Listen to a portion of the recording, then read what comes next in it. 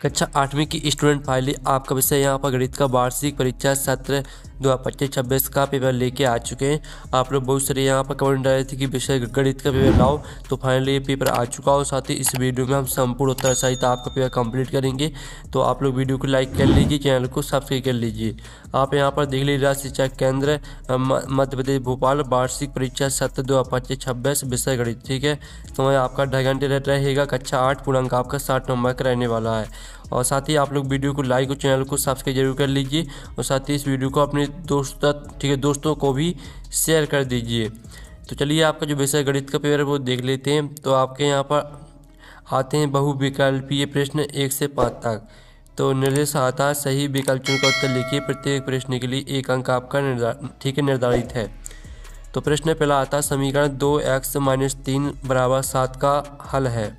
तो इस समीकरण को आपको हल करना है, x का मान निकालना है। ठीक है, आप यहाँ पर देख लीजिए 2x - 3 = 7 दिया गया है। ठीक है आपका, तो इसका आप हल करेंगे तो आप यहाँ पर देख लीजिए 2x = 7 + 3। ठीक है, तो x बराबर आपका 10/2 हो जाएगा। जो आपका 3 है वो उस साइड जाएगा, 7 की साइड, तो वो प्लस में हो जाएगा। ठीक है, अभी आपका इस साइड माइनस में है, वो आपका उस साइड जाएगा तो प्लस में हो जाएगा। तो 7 + 3 कितना होता है 10। ठीक है, 10 हो गया। और a आपका यहाँ पर जो 2x है a आपका यहाँ पर गुणा में है, तो आपका इस साइड जाएगा तो बटे में यानी भागे में पहुँच जाएगा, तो 10/2। ठीक है, तो आप 2 का भाग 10 में देंगे तो आपका कितना आ जाएगा 5। तो 5 इसका राइट आंसर रहेगा। फिर आपका दूसरा तक किसी संख्या के 2 गुणों में 8 जोड़ने पर 32 प्राप्त होता है, वह संख्या होगा। तो आपका यह था 12, बी था 14 और सी था 16 और डी था 18। तो जो प्रश्न दूसरा दिया गया किसी संख्या के 2 गुने में 8 जोड़ने पर 32 प्राप्त होता वह संख्या होगा, तो इसका आंसर आपका 12 हो जाएगा। फिर आपका प्रश्न तीसरा आता है एक चतुर्भुज के विकर्ण परस्पर लंब समद्विभाजक हैं तो चतुर्भुज होगा। तो आपका यह था आयत, बी था समचतुर्भुज, सी था समांतर चतुर्भुज और डी था समलंब। तो जो प्रश्न तीसरा दिया गया है एक चतुर्भुज के विकर्ण परस्पर लंब समद्विभाजक हैं तो चतुर्भुज होगा, तो इसका आंसर आपका समचतुर्भुज हो जाएगा। फिर आपका चौथा देख लेते हैं। चौथा आपका था निम्नलिखित में से कौन सी संख्या पूर्ण वर्ग है। तो आपका यह था 39, बी था 66 और सी था आपका 81 और डी था 94। तो निम्नलिखित में से कौन सी संख्या पूर्ण वर्ग है, तो इसका आंसर आपका 81 हो जाएगा। प्रश्न 5 आता 8.5 × 2.5 का मान क्या होगा। तो आपका ए आता है 16.25, बी आता है 21.25 और सी आता है 21। ठीक है, आप यहाँ पर देख लीजिए 212.5 और डी आता है ठीक है 2125। तो आपको इसमें गुणा करेंगे तो जो आपका मान निकल के आएगा वो आपके 21.5 रहेगा। ठीक है, आपका बी राइट आंसर हो जाएगा।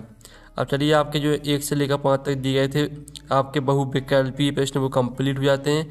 अब रिक्त स्थान आते हैं 6 से 10 तक। निर्देश आता है नीचे दिए रिक्त स्थान की पूर्ति कीजिए। प्रत्येक प्रश्न के लिए 1 अंक है। ठीक है, प्रत्येक प्रश्न के लिए 1 अंक आपका निर्धारित है। तो प्रश्न 6 आता है डॉट नियम के अनुसार AB + C = AB + BC कथन सत्य है। तो इसका आंसर रहेगा आपका वितरण। ठीक है, वितरण नियम के अनुसार वितरण आपका इसका आंसर हो जाएगा। ठीक है, वितरण नियम के अनुसार AB + C = AB + BC कथन सत्य है। फिर आपका 7वां आता समांतर चतुर्भुज के सम्मुख कोण होते हैं।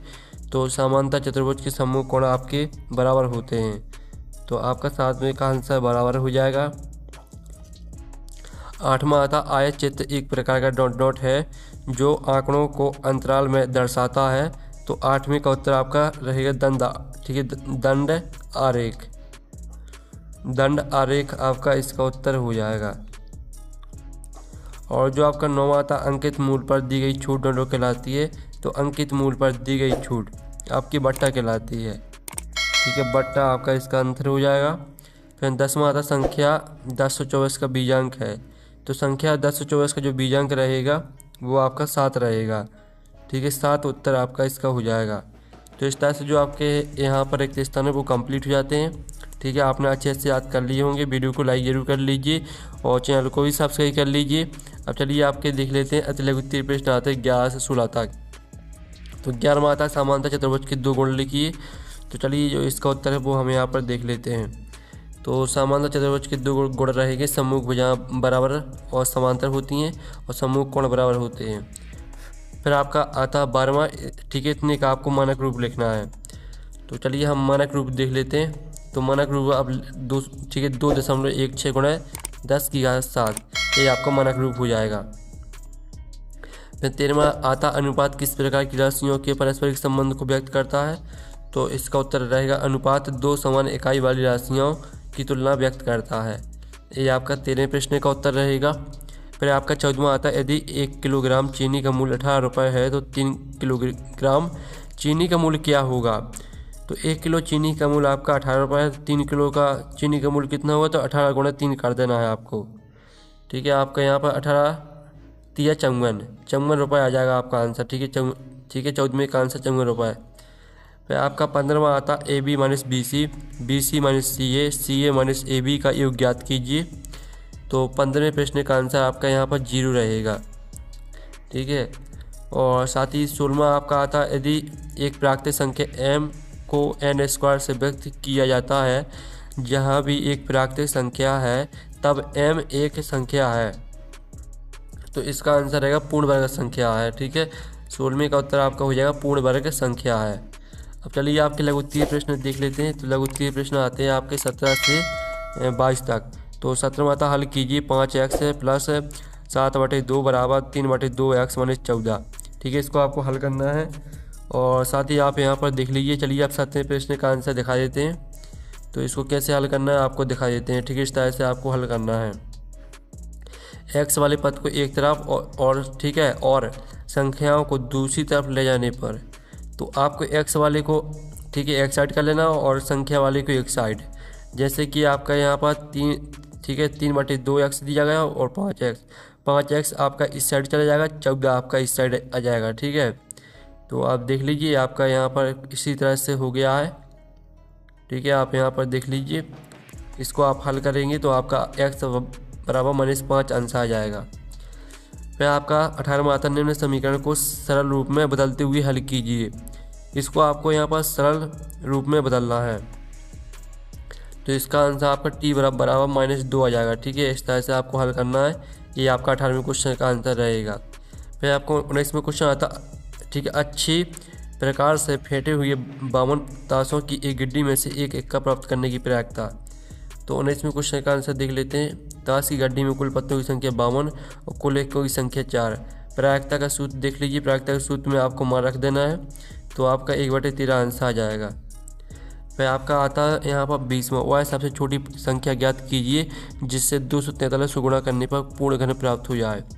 तो चलिए आप देख लीजिए, ये आपका 20वें क्वेश्चन का आंसर रहने वाला है। तो इसका जल्दी से फटाक से स्क्रीनशॉट ले लीजिए। ठीक है, वह सबसे छोटी संख्या है आपकी 3 है। फिर आपका यहाँ पर 21वां आता है एक ऐसे घनाभ की ऊंचाई ज्ञात कीजिए जिसका आयतन 275 घन सेंटीमीटर और आधार का क्षेत्रफल 25 सेंटीमीटर स्क्वायर है। तो आप यहाँ पर देख लीजिए, इस तरह से आपको मान निकालना। घनाभ का आयतन बराबर आधार का क्षेत्रफल गुणा ऊंचाई, इसमें मान रख देना है। तो ऊंचाई आपकी 11 सेंटीमीटर निकल के आ जाएगी।